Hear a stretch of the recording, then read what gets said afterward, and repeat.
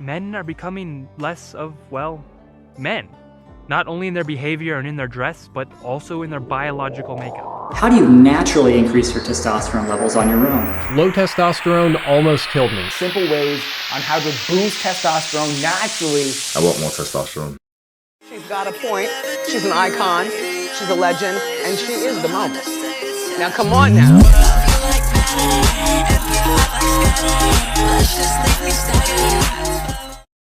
How to boost testosterone. Reasons why testosterone is decreasing. Diets to increase your testosterone. It seems that everywhere you look, there is someone peddling some sort of diet or lifestyle relating to testosterone and how to increase it. Because of course, having more testosterone is a good thing. Haven't you seen the 5 Guys video? Did you see their test levels? My grandpa had more test levels than that right now. You don't wanna be like them, right? It seems to a lot of these red pill types that testosterone is the be-all and end-all. Not good, that will turn a heap of soy-infused flesh into the next Mr. Olympia is so common right now that it might as well be gospel. Having testosterone is what it means to be a man. And the more testosterone you have, the more of a man you are. There's only problem. Testosterone isn't what you think it is. First, before we get into anything, we should know what testosterone is. Many of us have misconceptions about testosterone, that it is this panacea, and the more of it you have, the better your life will be, if you are a man of course. But that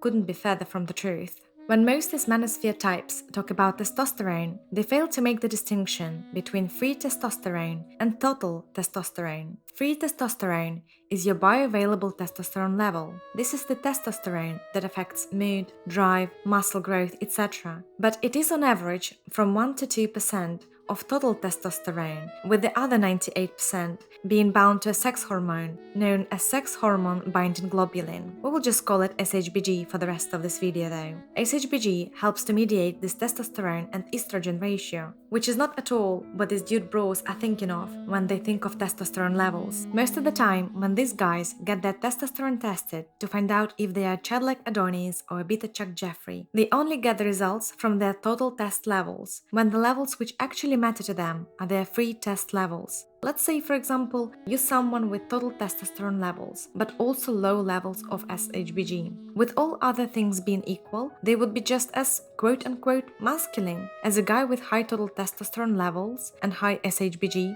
but this is not the only misunderstanding that is commonly formed about testosterone. There are in fact many variables that affect how testosterone manifests itself in your body, for example. Estrogen levels, androgen receptor density and expression on the genetic level, myonuclear differentiation, muscle protein synthesis downstream, and even the time of the day. When you hear these manosphere types talking about testosterone, that is often all they focus on, just testosterone, but they fail to take into account how little testosterone actually has to do with, well, testosterone, or rather the effects of testosterone. In fact, at times testosterone can even be emotional. The work was, some of the major work on this was done by Duncan French, who runs the UFC Training Center. He did his PhD at UConn Stores, did a really beautiful PhD thesis looking at the relationship between stress hormones, testosterone, and dopamine. Really interesting work. And the takeaway from all of this is, if you can just convince yourself, or ideally, if you can just enjoy yourself, you are going to maintain or maybe even increase testosterone stores, which will make effort feel good. And to me, aside from neuroplasticity, where everything becomes automatic after this experience, to me, that's the holy grail. When effort feels good, life just gets way better. The idea that testosterone makes you feel better is often mentioned by these red pillars, but what they fail to mention is that feeling good can actually increase testosterone, meaning that a good way to increase your testosterone is, well, enjoying yourself, having a little bit of fun, and may Adonis not strike me for saying this, partaking in a bit of hedonism.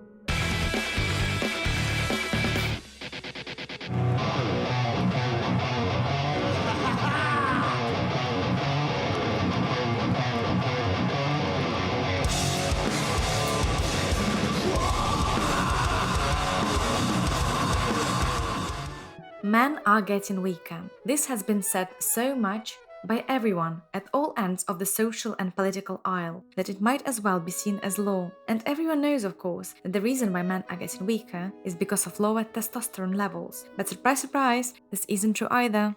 Here's the study where the testosterone levels of male soldiers in from the past 100 or so years are compared. Here you have our great-grandparents, who did not have 2000 nanograms per deciliter testosterone levels. The average now is around 300 to 800 nanograms per deciliter. And in fact, you do not see that significant of regression at the end of the day. If you look at longitudinal data, you can actually see a comparison of some anthropometric characteristics of male soldiers in the 1800s versus over 100 years later in 1984. You have male soldiers in 1864 to 1984, but again, in 1946, what we see in general though is a trending upwards: height, body weight, fat-free mass, etc.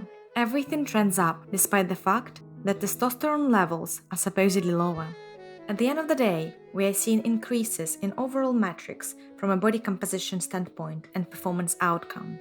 We see an average height that is higher. We see an average lean body mass that is higher. We see average bone mineral density that's higher. We see all these things that are better despite the effect of testosterone levels are on the decline. So all in all, the idea that guys were the super manly, super buff alpha males isn't representative of the data. Well, maybe it's something else. The polar opposite and arch nemesis of testosterone, estrogen. I rule the world. I rule the world. When I rule the world, I rule the world.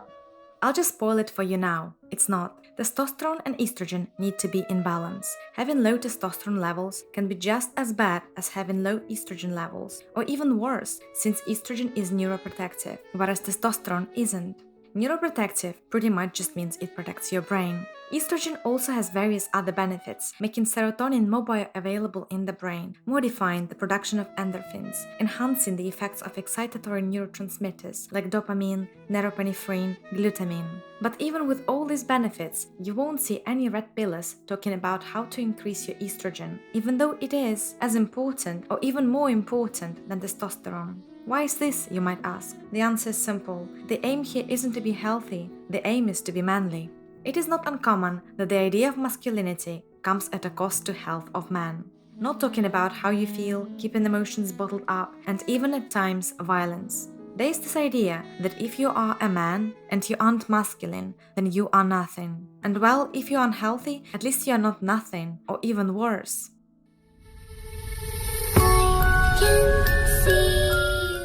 If a man is that which is high in testosterone, but low in estrogen, then a man is which is unhealthy. But here's the thing, not only is excessive testosterone bad for you, the idea that it makes you more masculine just isn't true. I can tell you when my free T was over 100, I couldn't sleep well. Yep. I didn't feel well. I had anxiety. I was short-tempered. I would hyperventilate. Yep, me too. And I just, my pulse was higher. I didn't like it. It was done for a reason, for a short period back in the day, and I didn't like it. So at the end of the day, real man, a healthy man, test isn't everything. And when push comes to shove, if you are asymptomatic and you have low test levels, chances are you are just as masculine as someone with high test levels. Thank you for watching, and remember, the world is a joke and I am the punchline.